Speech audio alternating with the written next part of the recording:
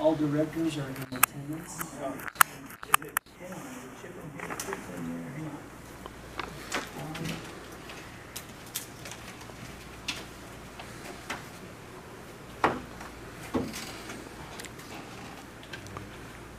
Hang on a second. Hopefully we won't need Jason, he's out today.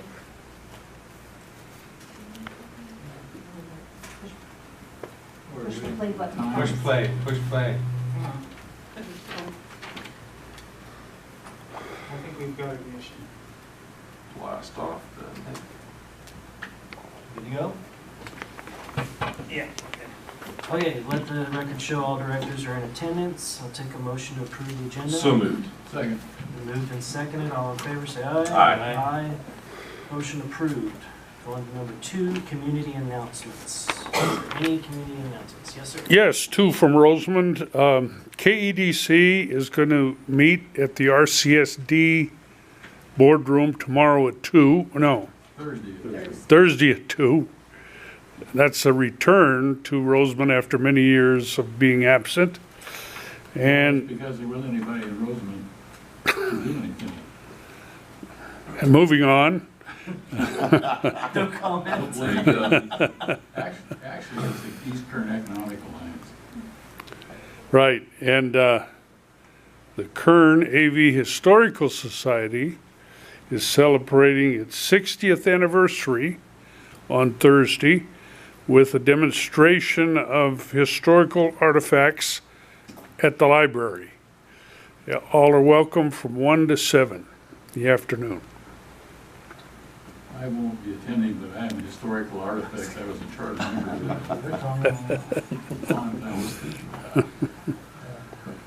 Is that it, sir? That's it. All right, any other community announcements?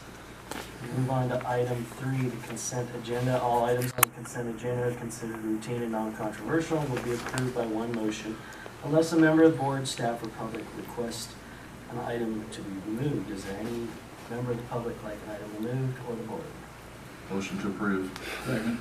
It's been motion and second. All in favor, say aye. Aye. And approved 5-0.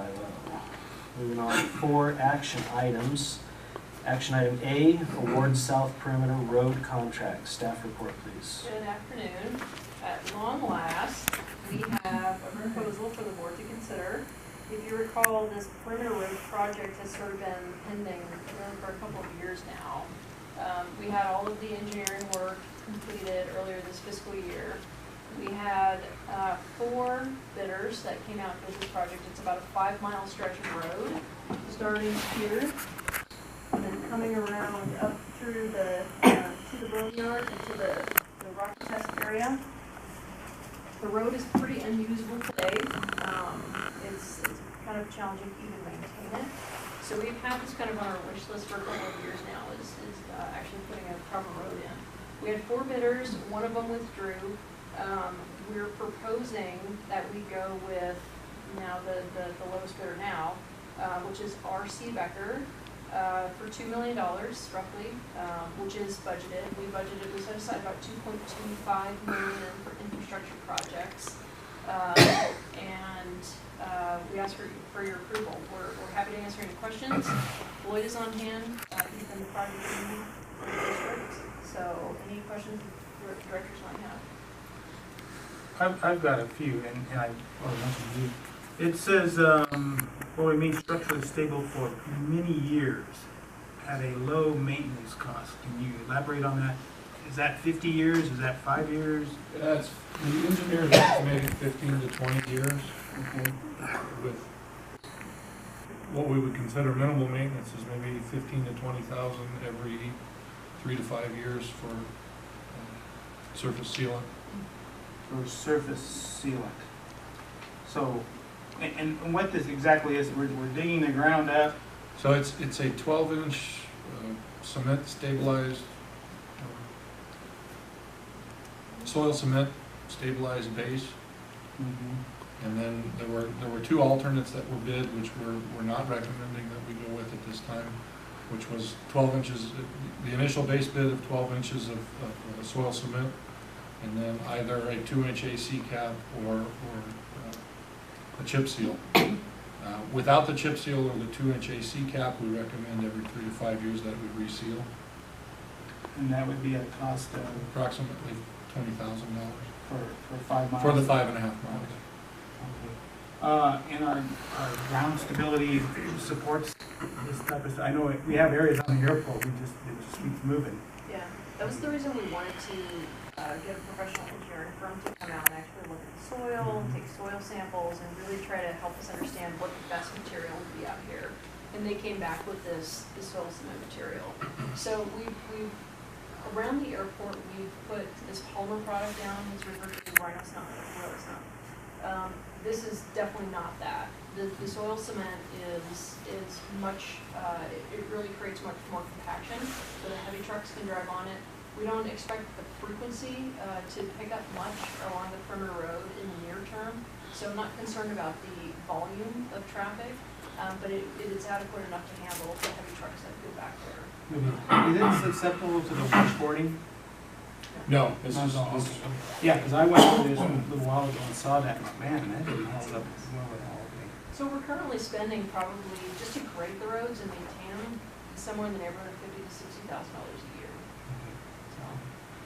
So this whole stretch of road won't require that kind of maintenance going forward. Now, if the board does approve this contract today, when RC Vector comes out, then we can re-engage them to see if we want to maybe bring back potentially doing the chip seal or the asphalt at that time. But for now, we feel like this is going to be adequate for at least the next 10 years, just getting this proposal done. And I don't know if you spent much time looking through the alternate. So it was essentially 4 options. It was base bid, alternate 1, alternate 2, alternate 3. The base bid is what we're proposing today. Alternate 1 was actually a reduction in the cost because it basically doesn't put the culverts in the areas that need the drainage. And Floyd and I feel like that needs to be part of the project because there are certain areas in that road where it just doesn't drain at all.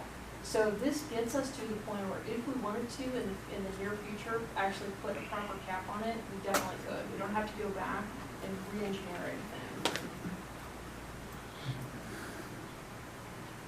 I have another concern, but I don't know how we can address it. And that's the straight away. You see a sign that says 25 miles an hour? That ain't gonna happen. My other concern is mitigating truck traffic on it.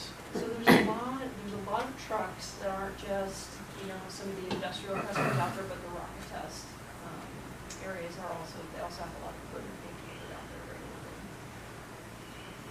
So the other real benefit of doing something like this rather than just continuing to grade the roads is stabilization. So there's so much dust. I mean, I see it every day on the north stretch of road. There's so much dust that gets kicked out and just dust all over the place. So. Floyd, will this hold the 80,000 pounds? It was designed with With those that in truckloads mind? in mind. Okay. Because that's a standard truckload, it's 40 tons. Yeah, 80,000 pounds, and that's one of the reasons that I don't recommend the low water crossings, the reduction, is because there is significant traffic there with that kind of vehicle. There's a lot of oxidizer delivery that takes place with a truck and trailer, and I don't think they want to navigate the low water crossings, but the design was definitely based on an 80,000 pound max load. Kearney, could you outline it once again for me, please?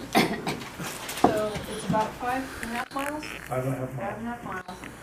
It starts at this gate right here, comes along, this is where our fence line ends, comes along the inside road. There's a branch that comes off here, going up to the boneyard, that goes straight up to the rocket test area, and then there's a piece that cuts over here as well. So all of these are essentially existing roads. There's a little bit of modification. They're not gonna take any of the dips and curves and make a nice smooth curve around there. Around here? Yeah. It's They're just not- gonna follow, they're gonna follow Yeah, we're existing. just gonna follow that exact. So the other reason to address this now, Yeah, right back and something else going. He was just telling me he hadn't been out there. I took a drive out there prior to the meeting. I'd never been out there. it's a mess. The other reason to address it now is there's two access points to get out to the backcountry. There's this gate here, and then there's basically this gate that comes through here and either down this road or into the inside road. You can do one or the other. Right now, this road is pretty much unusable. Nobody uses it. So even the folks that are coming out here are leaving their hangar and going all the way around to get out to their property. So it really cuts down, increases their productivity. But if we get to this point, so if you recall, a couple of years ago, we actually had this properly engineered as well. Aero Engineering did all the design work for the North Road. When the construction does happen, there needs to be an alternate way to get out there. So we've got to do these one at a time. We feel like this one, because this will potentially be used by all of the other customers out there, makes more sense to do that first. And then if and when we do some other land deals out here, then we can figure out if there needs to be dedicated access points for those customers. But this one will be a generic road for everybody. And again, when do you want to hold up on the capping of the chip seal? When do you think it's going to be appropriate to do that? It really is the cost. So the chip seal came in at, for our backer was $500,000.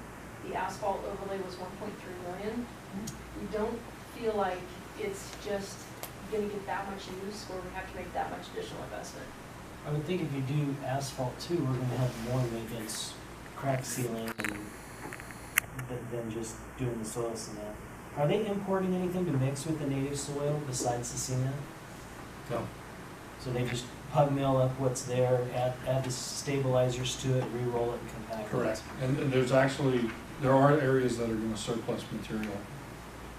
So even though we will lose some to compaction in certain areas, we're gonna end up bringing areas lower to correct all the drainage issues. So that where we're removing excess, it'll be imported into the areas that need to come up for drainage. So it balances, the whole job does end up balancing out. Is there any public comment? Is there any further board comment? I'm just concerned about the speeds. Speed bumps. Yeah. I'll move we approve It's been moved, is there a second? I'll second. It's been moved and seconded, all in favor say aye. Aye. Are there any opposed? There are none. Proceed. Item B, Virgin Galactic reciprocal waiver of claims and assumption of responsibility. This came to me to sign individually, and I thought this was better to be a board decision to do this than for me to just take this on in myself. So staff report, please. I'll try not to get too far into the weeds with this, but let me kind of give you the highlights. So I've been spending a lot of my time researching this specific topic and some of the insurance requirements as well. So the FAA essentially requires this. For a commercial launch operator to operate at a commercial spaceport, we have to sign this waiver of claims. It's a federal law. If we don't sign it, Virgin can't operate here, or Stratolaunch or anybody else can't operate here if they're in the commercial space business. The way that the FAA sees our relationship with our customer is as a contractor. So we're essentially providing the property for them to be able to operate this equipment. So our operators are now having to go around to all of their contractors and have them sign these waiver of claims just to basically put the burden potentially on us if something were to happen. If there were a mishap of some sort, it essentially says that we can't sue them for that mishap. So on the back end, and this is what the FAA is encouraging, is that we come up with an insurance policy that makes the most sense for us, and every spaceport probably will be doing this going forward, where we're proposing to the operator that they carry X amount of insurance to cover any potential damage to infrastructure, runways and taxiways primarily. But the bottom line is, if we don't sign it, they can't, the FAA will not allow them to fly from here. And the other caveat on this is we've already had that insurance, right? We have, yes, so if you recall a couple months back, we adopted a separate policy to cover some infrastructure damage, not necessarily for the commercial space operations, but for any potential mishap, if there's an incident on the runway or taxiway. Scott, is there anything you want to add to this topic? Scott and I have been working closely on this one. No, I mean, that pretty much covers it. I'm happy to answer any questions the board might have, but and you pretty much accurately summarized it, and we have had conversations with the FAA on this, and that is the position they're taking. Are there any public questions or comments? I have a question relative to our procedures on contracts. So is it normal to ask the chairman just to sign a contract? For something like this, I guess I felt like it shouldn't be the general manager signing it. I mean, why wouldn't it come to the board in its entirety? Yeah, that's why we're bringing it now. No, I know that's why we're bringing it, but Mr. Parker said that he was given this to sign. He thought it should come to the board. And I just would think that would be our policy, unless there's something I don't understand. Yeah, I'm happy to do that going forward. If we get, once we get these in the future from the other operators, which will be coming, we'll just bring them individually to the board. So then my next question is, does the chairman of the board have the authority to sign a contract without the vote of the board? Because if that's the case, then we don't need a board. Scott, do you have an opinion on that? Well, so generally, contracts that will incur some financial obligation on the part of have to be approved in a manner authorized by law, which would be by the board or the delegation of authority to the CEO or some other officer of the agency. This isn't imposing, I guess you'd say, a positive financial obligation on the district in that it's not, there are no district funds that are being expended. But there could be. Could be quite expensive. And it's a release and waiver. But I guess it probably is appropriate to bring it to the board. Certainly there would be, even if the board chair was authorized to sign this, there are plenty of other reasons for the board to exist. I'm not, I just want to make myself clear. I'm not upset that he was approached to sign it. I just want a clarification of what the board's responsibility is and whether, and what our policy is. I guess that's where I'm going. It sounds like to me we're not exactly sure what our policy is on that. This is one of those agreements that is not clear-cut within the board's policies. Arguably, this could fall within the GM's authority because it's not required in an expenditure of the district. But most release and waivers that we sign come out of litigation, and all of those go to the board because it's litigation related. This is one of those situations, and this is the first one that we've encountered because this is the first operator who's brought this to us, that it's kind of on its own. This is board policy, bring it to the board. Sure. So Yeah, of course. Let's do that. My next question is going to be a silly question, and I don't expect an answer, but if federal law requires this, that we can't hold anybody liable here that's acting as a licensee, and they can't hold us liable as a contractor, if that's the law, then why do we have to have an agreement of any kind? You'd think the federal law would supersede any agreement that we have, but I understand that that's how the federal government works, so I don't expect an answer on that. Yeah, Thank it's just you. an acknowledgement of the risk. I don't disagree with you. Hey, real quick, what defines an operator that has to have it? So they have to have a launch license or permit by FAA ASC to perform any kind of commercial space activity. So even if they're doing experimental flights, technically down the road, that's going to become relevant. Right now, this is brand. This is a first for the country. Like, we're the first ones to sign this as a spaceport. So This is just relative to space activities. commercial space activities specifically. So operators that are licensed by the FAA versus, or as opposed to civil operations under NASA or DoD operations. So as an action item, I guess we're asking the board to allow me to sign this from the board, so I'll ask for a motion for that. Giving me authority to sign this. Do you do the authority or do the chairman have the authority? So it's been motioned, is there a second? There's a second, all in favor say aye. Aye. Aye. Any opposed? And there are none. Thank you. I'm sorry, who made the second on that? Terry Allred? Thank you. All right, item C, FAA reimbursable agreement. So, this came up last meeting, I just mentioned it as a discussion item, and I wanted to clarify something and also apologize for not approaching the board the right way, the favorable way.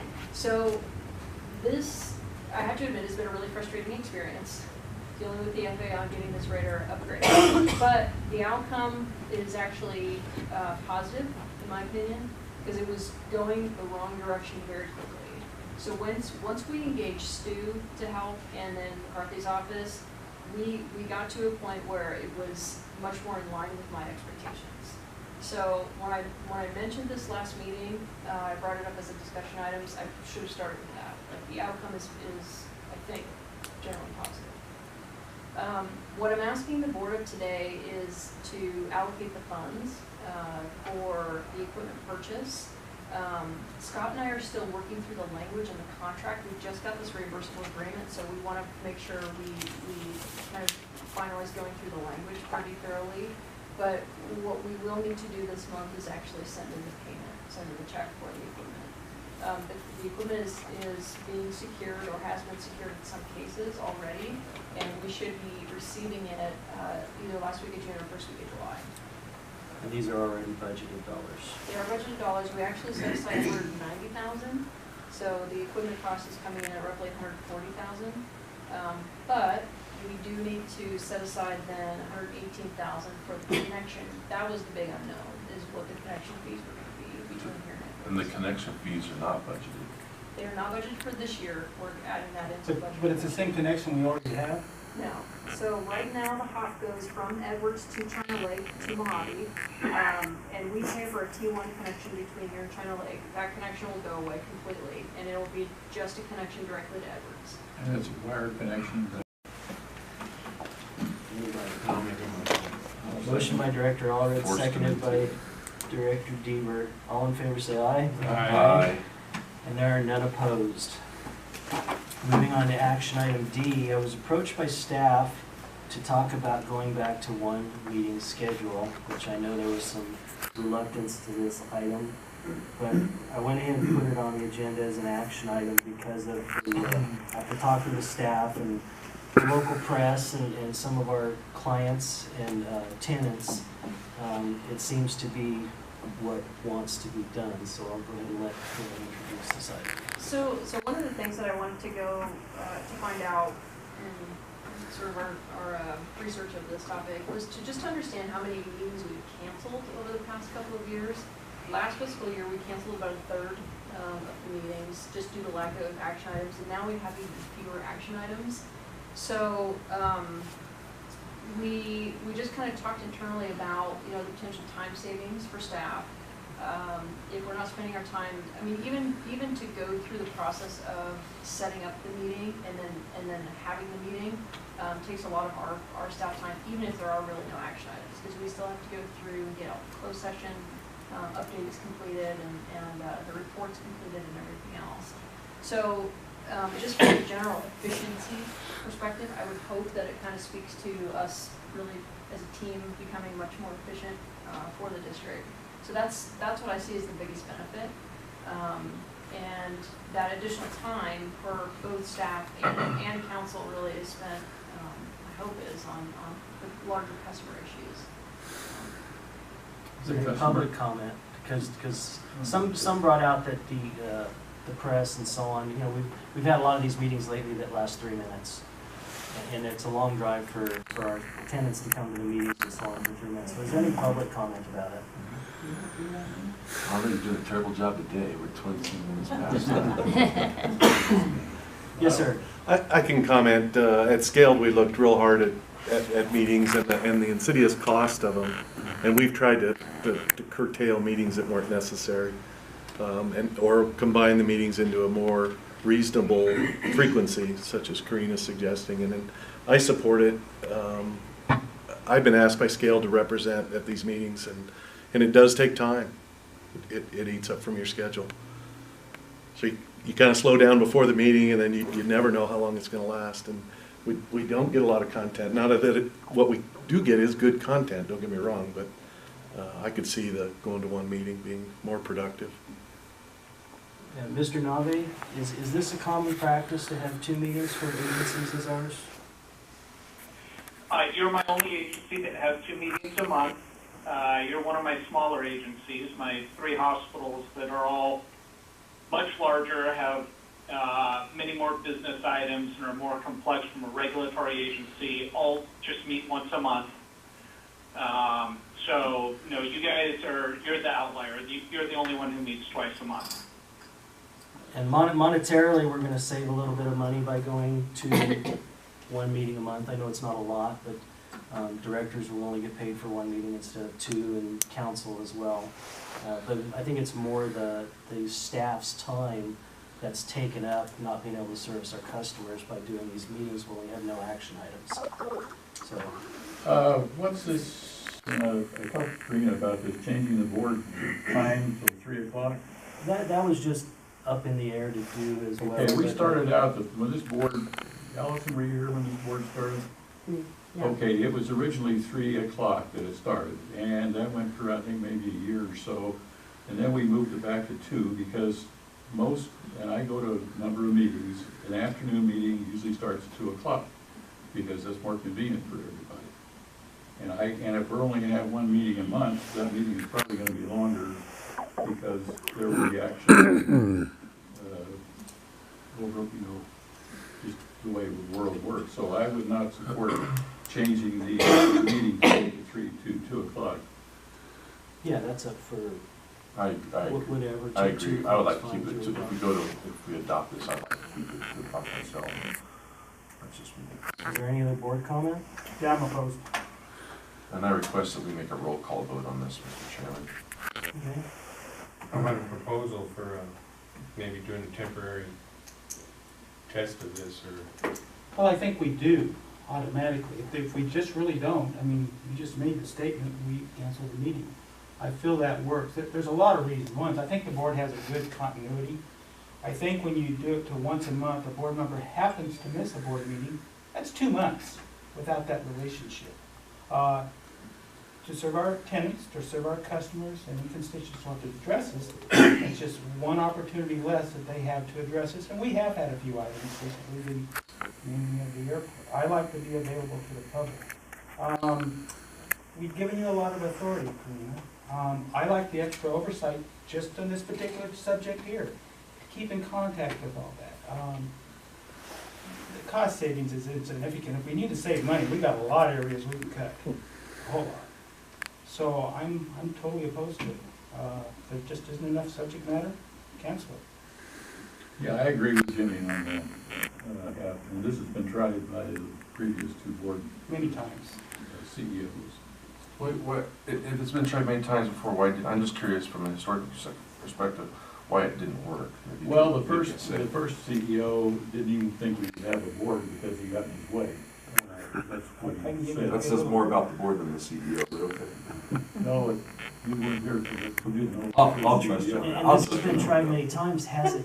No, I agree. 1 meeting a month, or Court can be cumbersome. did it not pass to go to 1 meeting a month? I'm just being a little facetious, but speaking, the first CEO did a great School job. district but he only didn't has have a one great meeting? eye. School district only has 1 meeting. I know the water district has 2. No, I'm just against it. I want to be available to the public, to the news media. And again, if we cancel a 3rd, okay, that seemed to work. It's not a big decision to make. And I'm on the opposite spectrum of you, I'm for it. That's fine. I think it wastes the tenants and the public's time when we have no action items and we have a meeting. So, is there any other board comment? Well, if we don't have any action items, we don't have to hold a meeting. It's as simple as that, and that's Well, what we've we've been already doing. canceled a quarter of the meetings this year, and we're not even to the halfway point of the year yet. Last year, we canceled over a 1/3 of the meetings. It's more, so, just canceling the meeting shouldn't be that big a deal, but the fact is, we have to set aside the time regardless. So So the staff has to set aside the time on the Thursday and the Friday before the meeting to prepare for the meeting and then the meeting itself. And same thing with, you know, the folks that actually attend the meetings. They have to schedule the time. So we don't, it's unknown until usually the Friday before whether you can do this on your schedule. So. And I feel we're available to the public. I mean, everybody in the world has my cell number. I know Karina's available Well, I know plus for a fact, basically Andrew, you didn't 24/7 return a few phone calls. Somebody did call you. for a specific So, reason. Okay. If I may, what I have found is that the agencies that have the one meeting a month, if they do have something pressing that comes up, they can call a special meeting. And just observing you guys since 1997, it seems that is probably in terms of staff time, prep time, and going through the motions of is there a meeting or not, it would be easier to schedule a special meeting than to cancel a regular meeting. Well, I'm opposed. Any other director comment? No, my only proposal was to make a trial, but I'm in the middle. Well, I'm opposed, but I think we've had a trial, and you can look at it. I haven't been there that long, so. So we want to do a one-year period and then Bill, I don't think you revisit guys it? have ever had one meeting a month. No, we haven't had one meeting. I was talking about the 3 o'clock thing, where we have it. Oh. But what I'm saying is we've had a trial in that we've canceled meetings. That's what I meant with having a trial. Oh, okay, Yeah. okay, sorry. Is this, do we vote on this, or? Yeah, so the motion, I will make the motion that we go to one meeting a month on the first Tuesday of the month at 2 o'clock. So I'll make that motion. Is there a second?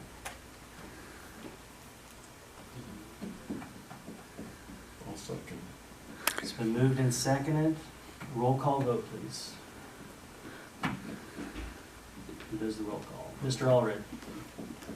Oh, man. We can do it for a one-year period of time and then revisit it in 1 year.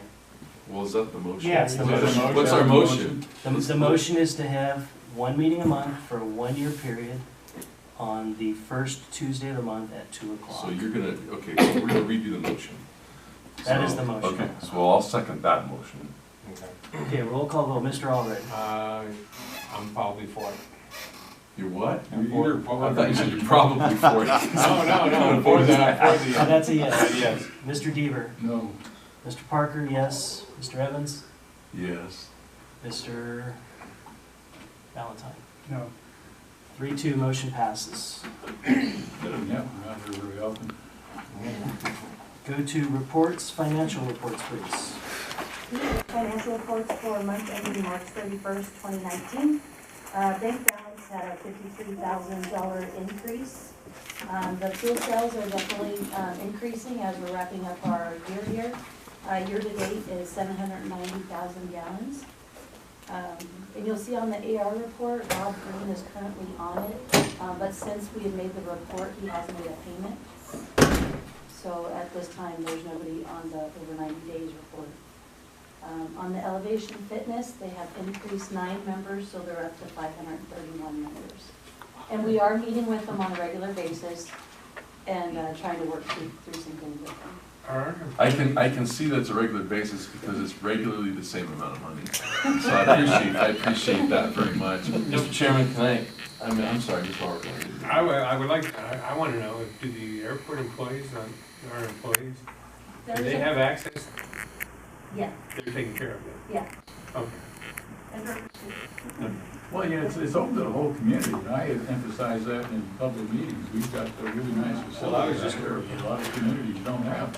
Have we gone around to the other businesses in the area and made them aware of this? Or do any of them? They only have one corporate sponsor that contributes at a corporate level, that's it. So there are employees of most of the employers that participate, but not the employers. Including off-base? Yep. Okay, good. Old Queen was the big one, school district. Can they offer larger groups some sort of discount or anything to entice them? Yeah, they've done, company by company incentive plans, you can come in and try it out for a week. I mean, the benefit, I think, at least for having, I've had several gym memberships in my life, is there's no contract. Like, there's no upfront $200 that you have to pay and then you sign a contract for a year. Do they actively market to like the wind farms, Cal Oh, yeah. Portland, and these companies? They do. They have a person that. And they're out making, company visits regularly. Good. I had a comment, Mr. Chairman, if I may, on the customers over 90 days past due. Mm-hmm. This is just, I'm speaking for myself. I don't feel the need to see that somebody's, $53 90 days. I would put a there's a materiality factor. I think if somebody that owes 5,000 or more, then Okay. that's just me. You guys, Yeah, I'd like to see it because it's a pattern. that was just me. But I can live with my friend here too. And just- You're gonna have to, because I can.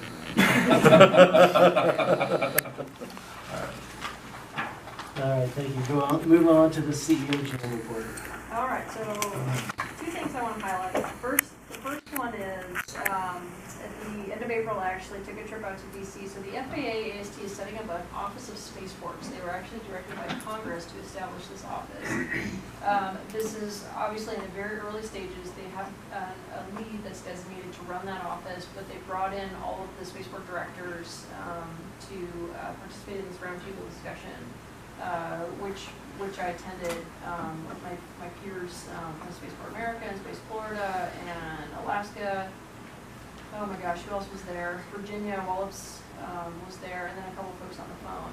So it's really an opportunity for spaceports to have advocacy within the FAA, which is something that's kind of been lacking for a while.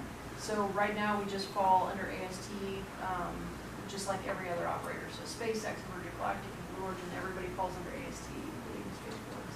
So that's probably the big highlight there.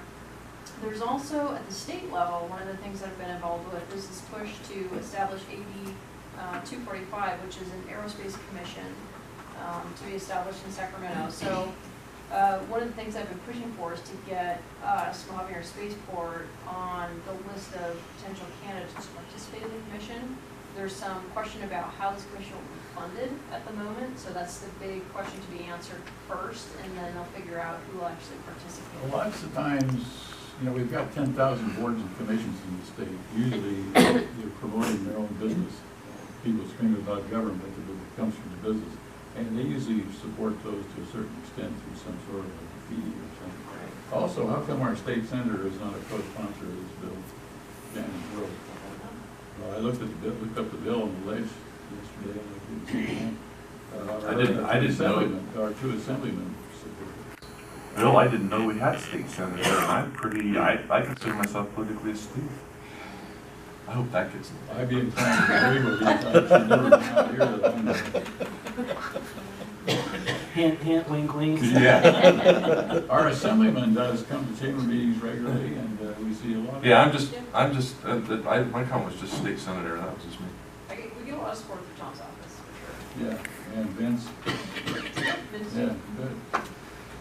So any other questions on the CEO report? By the way, you have no peers when it comes to spaceport management. Well, hi. We have no board committees. Is there any board of directors comments not on the agenda? We are having Plain Crazy Saturday on whatever the third Saturday this month is, and I can't remember the gentleman's name, but he's a guy who was with NASA, and he went to Russia years ago to check out Russia's Tupolev copy of our SR-70 or whatever the hell it was. Anyway, it was a copy of the British. I'm getting old. I can't remember the name. Concorde. Oh, Anyway, he got to fly the airplane. I said he didn't get to bring it to the United States to test it, but should be a very interesting program. Some of these guys get. Not very many people in those days were going over there and see what was going on and had the opportunity. It should be. I will be in this room at 11 a.m. on the third Saturday, which is a week from today. I had the opportunity to spend about an hour this week with Karina Carey and Mike Rouse. We talked a little bit about the format of the budget. I offered some ideas. We discussed fully allocating expenses to the different revenue sources. I don't know what staff will decide to do, but I thought it was a good discussion. We talked about everything from soup to nuts relative to the budget and reserves, and really getting a complete handle on what costs are associated with the revenues that we produce. So I'm looking forward to some good discussion in our budget. That's great. I really appreciate you doing that, Dave. Thank you, Bill. I appreciate it. Use your expertise. Any other board comment? Move on to public comment, not on the agenda, is there any? And with that, thank you, we will move into closed session.